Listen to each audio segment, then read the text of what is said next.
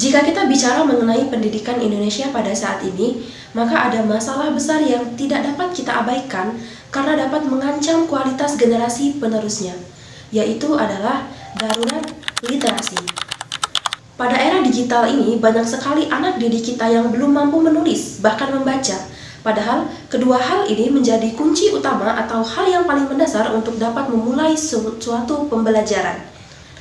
Mengapa hal ini dapat terjadi dan bagaimana perspektif saya sebagai seorang calon pendidik di masa depan untuk dapat mengatasi masalah ini? Mari kita bahas.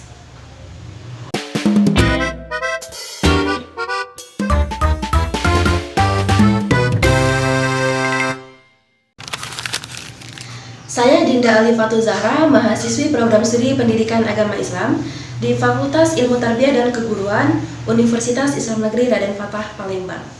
Cita-cita saya di masa depan adalah saya ingin menjadi seorang guru pendidikan agama Islam di salah satu sekolah swasta yang ada di daerah tempat saya tinggal. Dan sembari saya menjalankan profesi saya tersebut, saya juga ingin mencari-cari informasi mengenai beasiswa untuk program pasca sarjana atau program magister, karena saya pribadi ingin melanjutkan pendidikan saya ke jenjang yang lebih tinggi lagi, tentunya dengan bidang studi yang sama, yaitu pendidikan agama Islam.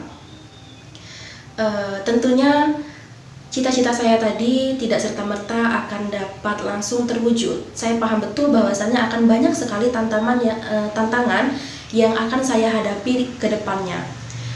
Salah satu contohnya itu adalah saya pernah membaca berita bahwasannya ada siswa SMP yang belum bisa membaca. Tentunya sebagai seorang mahasiswi keguruan dan juga sebagai seseorang yang sangat mencintai literasi, karena saya pribadi hobi membaca, saya sangat menyayangkan hal tersebut. Karena seperti yang kita ketahui bahwasanya di era digital saat ini, siswa dan siswi kita itu lebih senang, lebih menyukai aktivitas seperti menggulir media sosialnya ataupun bermain game, sehingga mereka lupa untuk membaca. Maka saya sebagai seorang pendidik nantinya di masa depan, saya bertekad untuk menanamkan rasa cinta kepada bacaan di hati setiap peserta didik saya. Karena saya paham betul, membaca itu tidak serta-merta membuat kita menjadi pintar, tetapi dengan membaca, bacaan tersebut dapat membuka paradigma kita, yang dapat menyadarkan kita bahwasannya banyak sekali hal di dunia ini yang belum kita pahami, teman-teman. Maka dari itu, saya berpikir seperti ini. Ketika peserta didik saya semakin mencintai bacaan, maka semakin tinggi pula rasa penasaran mereka atau rasa ingin tahu mereka dengan berbagai hal. Dan kemudian ketika rasa ingin tahu mereka meningkat, maka meningkat pula motivasi dan semangat belajar mereka. Dan harapan saya di akhir adalah ketika motivasi dan semangat belajar mereka meningkat, maka saya akan dapat menjadi lebih mudah dalam menyampaikan ilmu, transfer ilmu, dan juga akan lebih mudah bagi saya untuk menjadi uswatun hasanah atau teladan yang baik bagi peserta didik saya. Maka dari itu, saya menemukan alasan fundamental dari masalah literasi ini, mengenai mengapa saya harus berdiri di depan sebagai seorang pendidik. Karena ini bukan sekedar profesi, teman-teman, tetapi ini adalah panggilan jiwa. Saya paham betul bahwasannya menjadi seorang guru berarti harus memiliki etika dan juga martabat. Karena hakikat dari seorang guru pendidikan agama Islam itu tidak hanya transfer ilmu, tetapi juga menjadi uswatun hasanah atau menjadi teladan yang baik bagi peserta didik. Oleh karena itu, sebelum saya membentuk karakter peserta didik saya, maka saya juga harus memastikan bahwasannya saya memiliki etika profesi keguruan yang kokoh, dan juga saya harus memastikan bahwasannya kepribadian saya nanti sebagai seorang guru itu telah baik. Karena kepribadian baik dari seorang guru itu dapat menciptakan hubungan emosional yang baik pula kepada peserta didik. Ketika hubungan emosional yang tercipta antara seorang guru dan peserta didik itu sudah baik, maka pembelajaran yang akan menyentuh aspek kognitif, afektif, dan juga psikomotorik pada peserta didik itu diharapkan akan menjadi lebih mudah pula. Hari ini Banyak sekali anak-anak didik kita yang cepat menyerah pada teks maupun bacaan. Dan yang lebih parahnya lagi adalah terjadinya krisis moral dan juga akhlak di tengah banjirnya informasi pada era digital ini.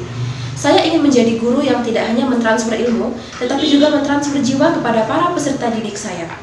Karena masalah darurat literasi di bidang pendidikan Indonesia ini telah melahirkan peserta didik yang gugup dalam memahami teks maupun bacaan.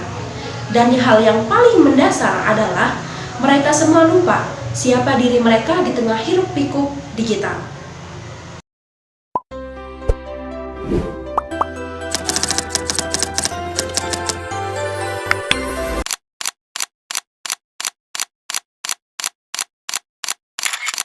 Data PISA pada tahun 2022 menunjukkan bahwa Indonesia ada di peringkat ke-63 dari 81 negara. Lebih dari sekedar angka, ini berarti anak-anak kita kesulitan memahami teks dasar dan gagap dalam berpikir kritis. Dan darurat ini bukan hanya soal kurangnya bahan bacaan, tetapi juga soal fondasi karakter yang rapuh saat mereka lupa pada pepatah yang mengatakan bahwa buku adalah jendela dunia.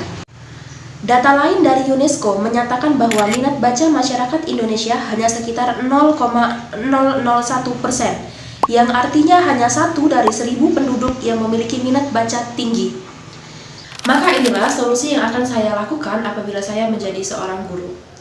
Solusi dari saya bukan mengenai sinkronisasi baru, melainkan penguatan fondasi. Fondasi di sini berarti literasi yang kuat dan juga akhlak yang tidak rapuh. Solusi lainnya bagi masalah pendidikan dan literasi ini adalah bukan tentang menunggu adanya perubahan kurikulum, melainkan menghidupkan kembali, mengaktifkan kembali peran Rasulullah sebagai guru dan uswatun hasanah. Langkah yang saya akan terapkan dalam melaksanakan hal ini yaitu, yang pertama, saya akan menjadi rekan pembaca atau literator bagi para peserta didik saya. Yang kedua, saya akan menciptakan lingkungan yang kaya akan teks dan bacaan. Ini berarti saya akan mengajak para peserta didik saya untuk membangun perpustakaan mini dan juga pojok baca bersama di dalam kelas maupun di musola sekolah. Saya juga akan mengorganisir sebuah klub baca pendidikan agama Islam, yang mana di dalamnya nanti siswa akan membahas buku untuk kemudian bisa dijadikan bahan diskusi secara kritis dan juga mendalam. Yang mana kegiatan ini diharapkan akan dapat melatih dan mengasah kemampuan critical thinking para peserta didik. Selanjutnya yang ketiga, saya akan menggunakan materi PAI ini sebagai jembatan untuk membangun literasi kritis, numerik, sains, dan juga digital.